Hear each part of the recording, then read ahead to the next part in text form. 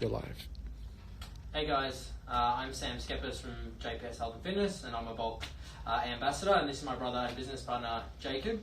Today we're going to be speaking to you on training from home and what to do and answering some questions now that all the gyms are shut down and you're probably at home in isolation in some capacity. Kick it off. Yeah, so the first question we had was, how long do we think lockdown will last? It's any man's guess at this point. Yeah. Depending on how well people actually adhere to the social distancing guidelines that the government has put in place, who knows? Hopefully sooner rather than later. I'm sure there's a lot of people out there whose gyms or businesses have been shut down or affected in some way, people losing their jobs. We don't know how long it will last. I don't think really anyone does at this point in time. Pray for the worst and hope for the best. Yeah. I guess. That's all Maybe a couple of months. That's my guess. Alright, second question is, no weights, how to train quads without squats or a leg press and other machines? Go for it. Well, with very limited information, it's hard to know what your level of advancement is, what your goals are, but for the most part, if you're home training and you're interested in body composition, so building muscle, this period is going to be best dedicated towards trying to retain the muscle mass that you have.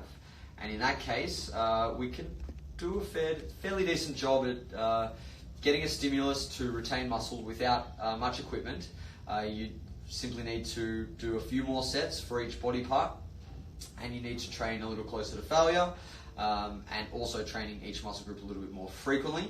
So when it comes to the quads, some exercises you can do without any equipment would be some split squats, some Bulgarian split squats, so elevating your rear leg, and you can use other implements to help add resistance. So you might, if you've got kids, hold your kids while you're doing your lunges. You might hold a greengrocer bag and fill it with various items and use that. Backpacks, you've got to get creative. Jugs of water, anything that has resistance. You have to remember what resistance training is. We're imposing an external load onto the body, and we move to overcome both the external load as well as our body weight, and we're acting against gravity. So you really just got to think creatively and try to make exercises harder by adding weight where possible, because gravity is gravity. The body doesn't really know the difference between a dumbbell, a barbell, or a shopping bag, a potato, carton of milk. All it's going to do is place tension on the muscle, and if you're utilizing those kind of exercises, so your squats with heels elevated, so really letting your knees go forward, your Bulgarian split squats, your lunges, you can do sissy squats. Do leg extensions, put a bag over your feet. Yeah, you can do leg extensions with bands. Any kind of movement that you would typically do in the gym, if you can try to mimic that with a body weight exercise and add some weight where possible to keep your reps less than 30 for the most part, and you make it more difficult through tempos, pauses, all of those sorts of things, and we'll probably have to cover those in other questions, but that would be my advice on that one. Anything you want to add? No, not really. I'd just say be creative. Be creative. What equipment would you recommend on a budget? So what I've been recommending to my clients, especially if they're not looking to go out and get an entire gym setup, is you probably want something that is something heavy, something moderate, something lighter.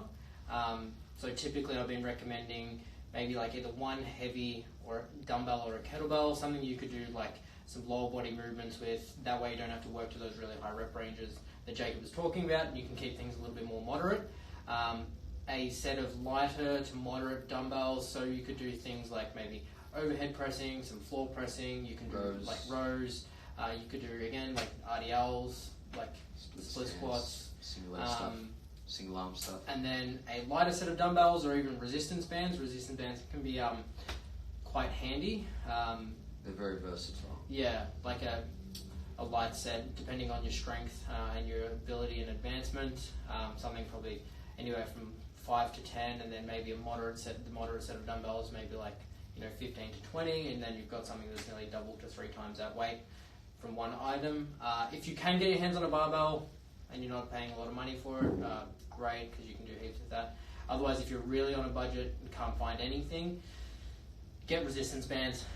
You can buy them on eBay. You can even use a dowel or a broomstick. Yeah. You attach some greengrocer bags on the end of it, you fill them up. You can do curls, you can do rows, you can do overhead press. It's going to be a little bit like trying to juggle those things. You probably will drop them at one point and hit yourself in the head, so prepare for some battle wounds.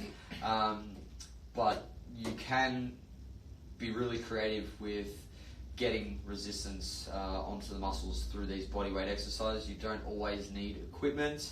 You just have to think outside the box. So you could push your car, put it in neutral, park and push it down the street, like a sled push. You can do deadlifts, get under the bottom of the car and pick it up. Maybe don't do that. No, don't do that. We don't advise that. But yeah, you can use anything to put resistance on your body. So think outside the box, broomsticks with some form of attachment at the end where you can add weight to that. I've seen people filling up water buckets as well. You can probably go to Bunnings and find things that you can hold on to and fill up and carry stuff with, like whether it's on your back or on your arms. Yeah, filling up a backpack. That'd be a really good way to. It's like if all the gym equipment is unavailable, which it sounds like most of it is. That's probably a good place to go and try and find something if they're still open.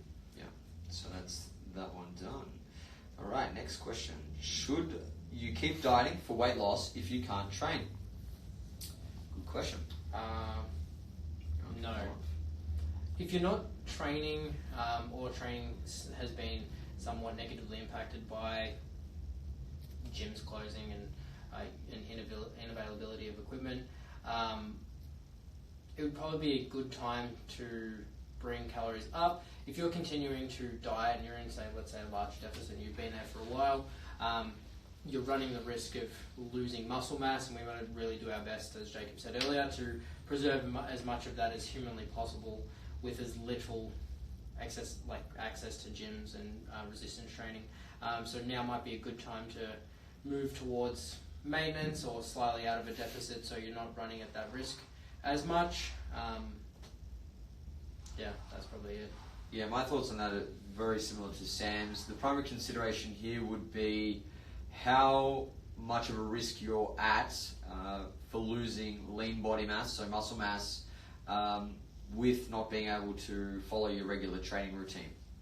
So if you're somebody who's at a higher body fat percentage, so you're carrying a fair bit of body fat, you're not going to be at as large a risk of losing muscle as somebody who's very lean, and you may very well be able to continue to diet and lose fat without losing too much muscle, because fat is somewhat protective of muscle mass when we're in an energy deficit.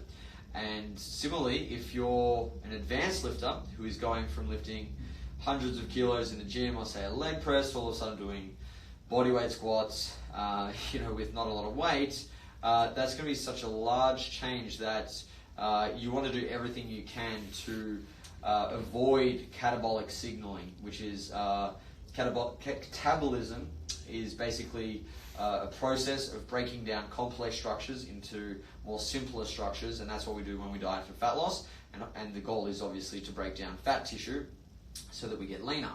Now, when we are dieting and we don't have much fat to lose, or we're really advanced and we take away that stimulus that we need to increase anabolism, which is taking simpler structures and making them more complex, so building muscle, all of a sudden we could put ourselves at a greater risk of being in a more catabolic state over a longer period of time, which means we could lose muscle.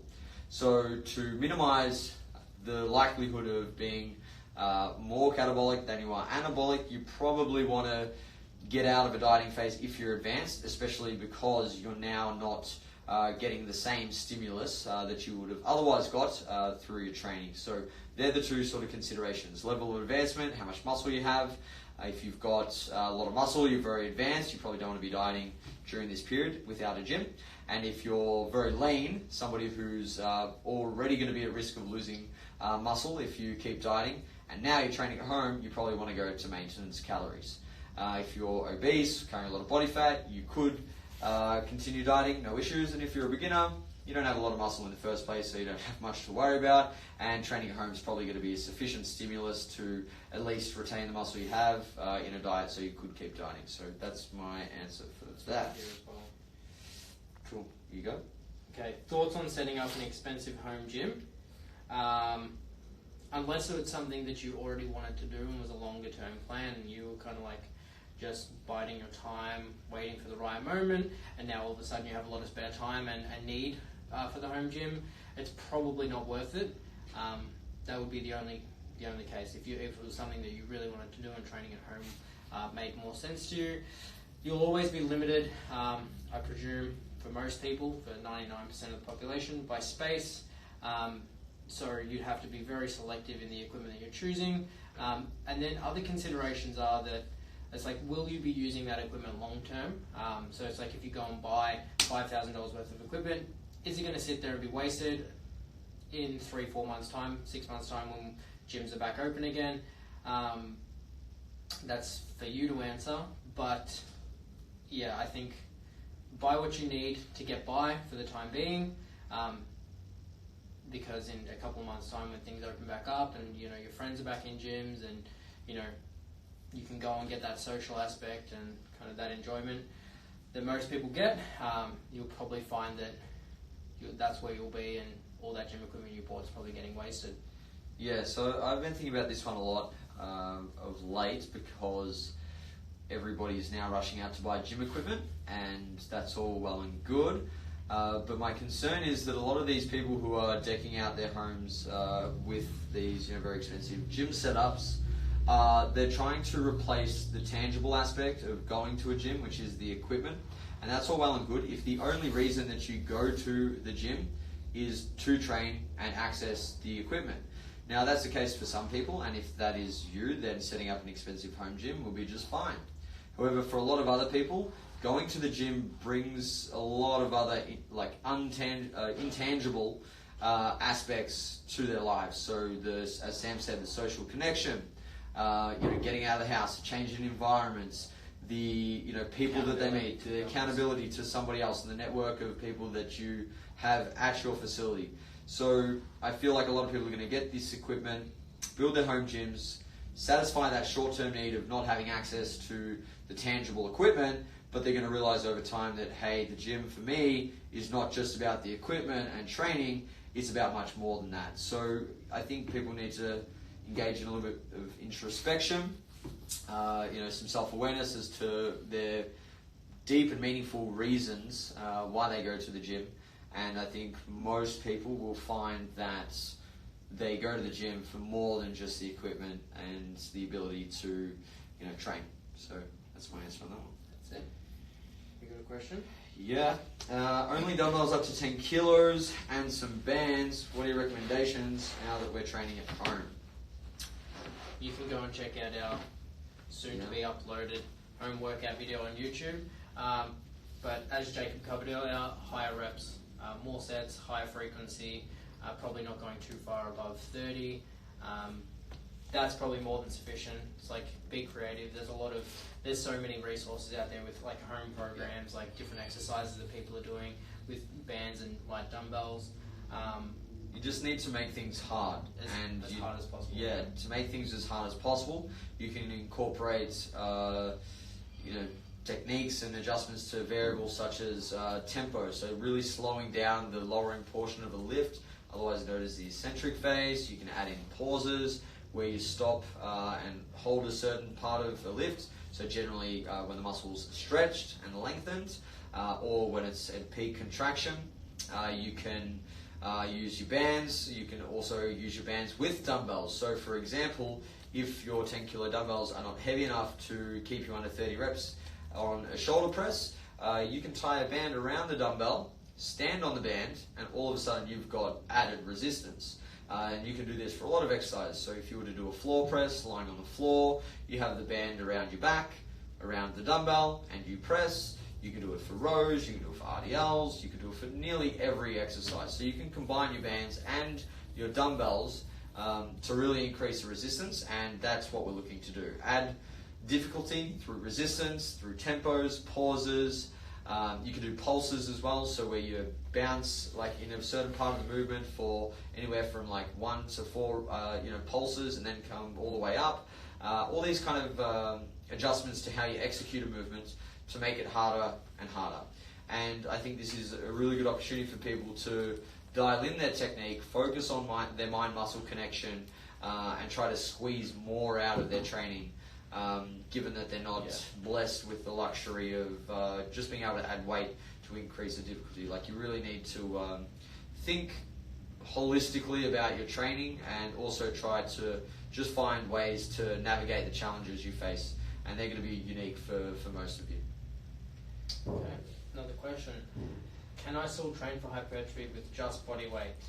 Kind of already answered this on to a degree, but you can, using just body weight. It depends on how long you've been training, so whether you're like a complete beginner, if you are just getting into the gym now, because now everyone's got home gyms and you were staying at home and avoiding the gym, and now it's a craze and everyone's doing it, and you never trained before, you can probably grow some muscle with bodyweight training. If someone is a little bit more advanced, it's probably going to be harder and harder, so just be creative, try and find some way to add resistance like we're talking about, just to make it externally more hard, more challenging, and that'll probably help you with hypertrophy, or at least not regressing too far. Yeah, the idea with hypertrophy training is to achieve a stimulus that signals a growth response, and that stimulus is at a physiological level, mechanical tension. So basically, we have to produce a lot of force at slow velocities, and that's where we get a lot of tension on the fibers as they contract and lengthen. Now, in order to do that, we can either lift heavy weights, and if we're within, say, 5 reps of failure with heavy loads, so over 80%, we're pretty much going to get a lot of tension on the muscle. But obviously now we don't have the luxury, or many of us don't have heavy weights, so we have to use an alternative pathway to getting that tension stimulus. And the way we do that is by training really hard, close to failure, and putting a lot of fatigue in the muscle, forcing it to work harder and harder to meet the imposed force demands. So what that means is all of your body weight exercises, or your lighter load, banded and dumbbells or kettlebells, whatever you're using, have to be taken very close to failure. Now, you can obviously go up to, say, 100 reps, and that's where the point where you hit failure, and that's fine. However, the problem with really high rep training, and why we've been advising to try and stay below 30 reps, is because, as I said, that tension stimulus is dependent upon peripheral, so local fatigue at the level of the muscle. And we have different types of fatigue, and another type of fatigue that can limit your ability to get this localized fatigue is what's called central fatigue. So when your cardiometabolic system can no longer keep up with the demands of the exercise, which is where we typically see people stop their reps when they get to the very high rep ranges. It's not the muscles that are failing, it's the fact that their aerobic capacity can't keep up. And that's not a good thing. So why we want to try to keep reps below 30 through making the exercise as hard as possible via resistance tempos, pauses, pulses, all that kind of stuff, is because then we just limit the likelihood of that central fatigue impairing our ability to get that stimulus on the muscle fibers. So, bit of a technical answer, but basically, bodyweight exercises, you've got to train them close to failure, and where possible, you've got to try and keep the reps under 30, just not a magic number. 31's fine, but you don't want that central fatigue to limit you, basically. Cool beans. Any other questions? How do you keep activity up in isolation? Getting the steps is hard.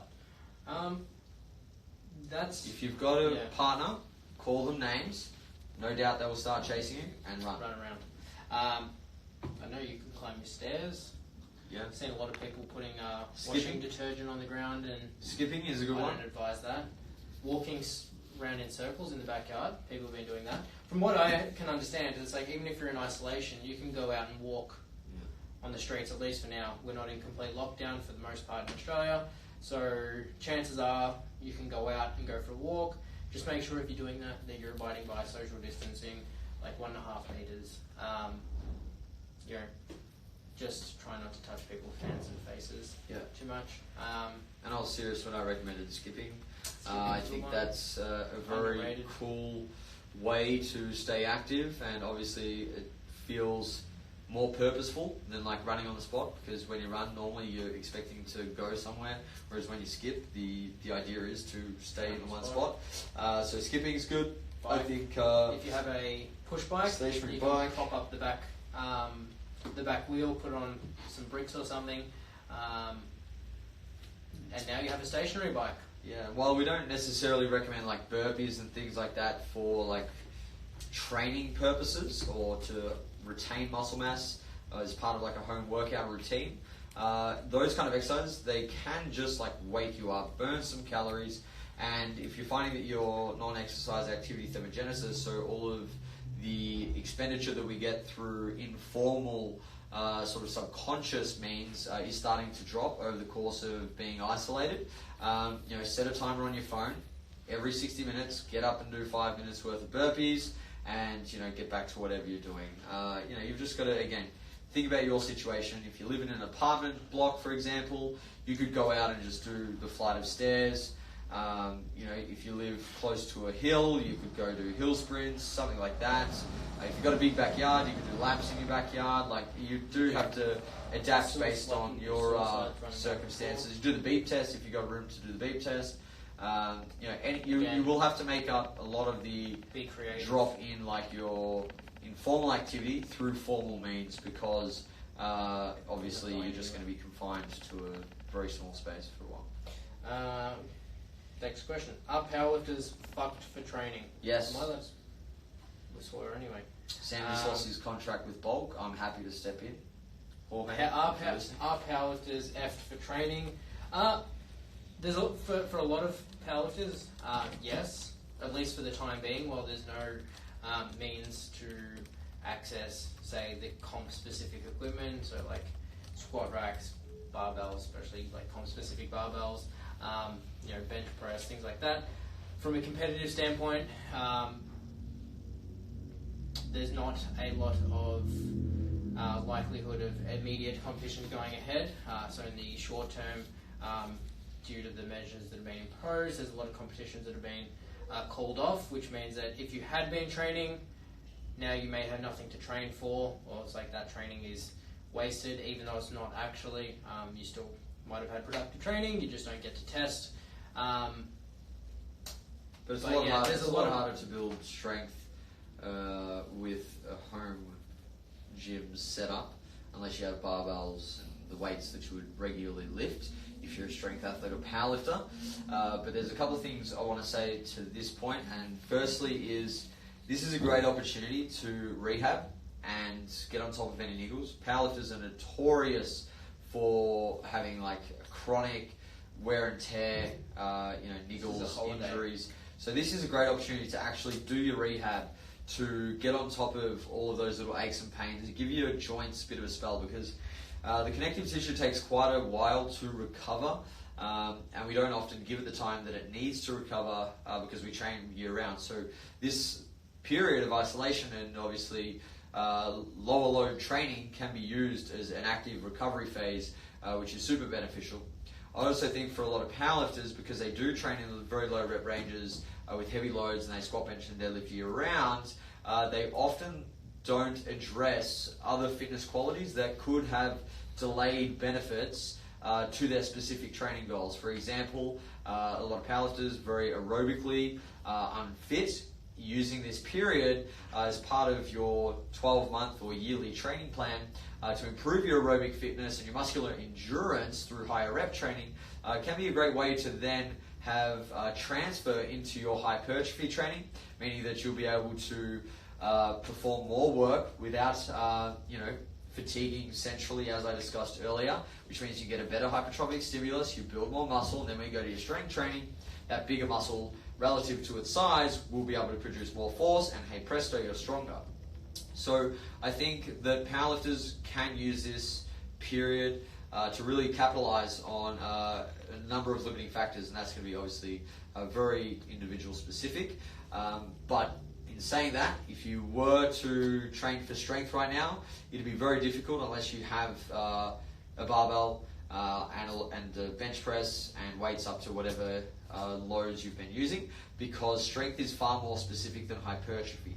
Hypertrophy training really is stimulus dependent. As I said, we need that mechanical tension, and we need that to be in a sufficient magnitude and duration, as well as getting enough exposure to it. Whereas strength is specific to the exercise, the loads that you use, the rep ranges that you use, the range of motion, and the joint angles. So it's far more specific. So my advice, if you were wanting to try to retain your strength, would be to closely mimic the exercises that you're currently performing, so the competition lifts, where possible. And you need to make up for the loss of force output, because obviously the load on the bar increases the force demands, and we generally lift high loads. We produce high amounts of force at slow velocities when we're training for like a 1 rep max.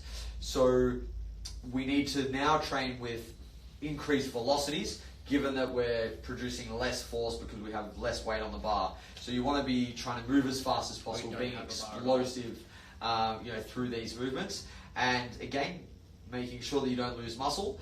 So I'd make sure that I prioritize moving in a way that's very closely replicated to the competition lifts, and moving fast and explosive, and then doing the hypertrophy type training to retain the muscle, because we know that muscle mass, especially as we become more advanced, can contribute up to 65% of our strength gains. So if we start losing muscle during this period, you can say bye-bye to your strength, and you'll just be playing catch-up. So you've got, I think, one of 3 choices: focus on the rehab, different fitness qualities. 2, try to maintain strength with a little bit of hypertrophy stimulus. Or option 3, aim for just a hypertrophy stimulus to maintain your current levels of muscle mass.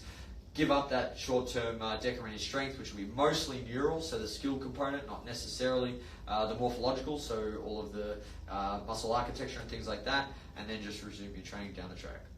I think it's important to remember, for most people, it only takes probably like anywhere between 4 and 6 weeks to build back most of your strength, provided you've been doing some training. Obviously, maybe a little bit longer if you haven't been able to train really at all with any like moderate or heavy loads, even for hypertrophy. But if you can preserve your muscle mass, it won't take as long to get that strength back when you're able to step back into a gym, which is great. Another question: is it bad training more than once a day while on distancing? I would say it depends. It depends on what you say by training. If you're talking about doing, say, quads in the morning and then quads in the afternoon, I would probably recommend against that for most people. If you're talking about doing, say, some resistance training in the morning, or those kind of home workout routines, and then some like cardio in the evening, I would say that's perfectly fine, depending on obviously the residual fatigue that comes from that session in the morning. So you obviously don't want to be too sore in the legs if you're going to go run in the evening, and then you don't want to run in the evening to carry over to your leg training the next day, for example. But if you're alternating muscle groups, if you're training, say, quads in the morning and then like hamstrings in the evening, that'll probably be fine. I would just err on the side of caution not to become too obsessive with your exercise. I know for many people it's a form of it's an outlet. It helps them anchor their lives to some form of routine, which is super beneficial, but you just want to be really careful of the mindset behind why you're exercising. If you're doing it because you think you need to, well, you're wrong. And I would just err on the side of caution and probably try to stick to once a day with some light to moderate activity, in the afternoon, evening. Yeah. I would echo that for the most part. I'd just say that given you're probably training with lower loads and intensities, you can probably get away with training more frequently. It doesn't necessarily need to be twice a day. If you are doing like 2-a-day sessions, for example, and you do say like lower body in the morning, upper body in the afternoon, maybe then the next day you have that off. So it's like, don't rob Peter to pay Paul. Don't try and burn the candle at both ends. Just be smart with it, structure it in a logical way. Make sure you're resting and making the most of the time to actually recover and, get on top of any rehab or niggles and enjoy a holiday. What else? What if I don't have enough weights? Covered that. Be creative. Bands. Gravity. You've got to Yeah, make just things harder by other, using other gravity. people, provided they're 1.5 meters away. Heavy objects around the house. No doubt, everyone has something heavy around the I house. saw somebody fill up milk cartons with bricks Yep. and then attach a broomstick on both sides. Yeah. Very, very clever. Just find things around the house. Find things when you're out shopping for essentials only. Don't go out to shops otherwise. Yeah, you can be creative. Like, just make something work. It doesn't have to be, perfect. It won't be, but anything's better than nothing. Another one. What are the bare essentials for a home workout? We covered that. We covered that. I would already. just say train each muscle group 2 to 3 times a week with at least 15 sets per muscle group per week. Split over those 2 to 3 sessions. Take each exercise very close to failure, especially if you're using reps of over 10. So within 1 or 2 reps of failure, and you'll need to make those exercises hard for the most part through whatever resistance you can, tempos, pauses, pulses, all that kind of stuff, resistance bands, and any kind of weight that you can get your hands on, and just aim to keep your reps under 30. And the last question is, why big dog? He's been compensating for being smaller than me all of his life. That's correct. And someone else just said hi. Timmy had a question as well. Should he stop taking creatine now that he's not training? No, because Keep taking creatine. who's going to pay for BulkNutrients Yeah. bills when they send Sam all these supplements every month? Keep taking your creatine. Make sure it's monohydrate. I'll be taking my creatine. Yeah. Make Thank sure you. you use my code. Actually, use subs gas. Is that That's actually- Jorge's code. No, Yeah. don't use that. Seriously, it's good. That's it. That was our Q&A on home training. Thank you to everyone and anyone who joined.